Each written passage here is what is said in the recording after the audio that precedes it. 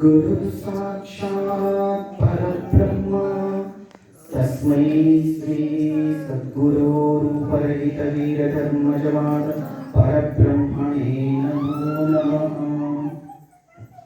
శ్రీ పరమపూజ్యులైనటువంటి అమ్మవారి యొక్క పాదపద్మములకు సాష్టాంగ ప్రణామములు మరియు నాయనవారి యొక్క పాదపద్మములకు ప్రణామాలు అర్పిస్తూ భక్తులందరికీ కూడా మనపూర్వక నమస్కారం చేస్తూ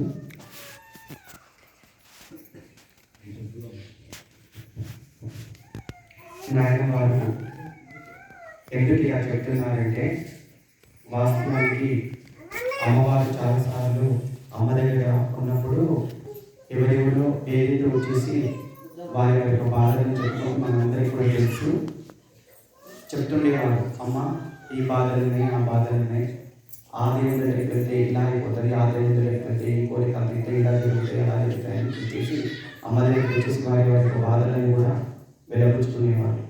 అప్పుడు అమ్మవారు వాళ్ళు చెప్పినవన్నీ కూడా విన్న తర్వాత ఒకటే మాటతోటి వాటికి సంబంధించినటువంటి పరిష్కారం అంటే ఒకటే సమాధానం చెప్పేవారు.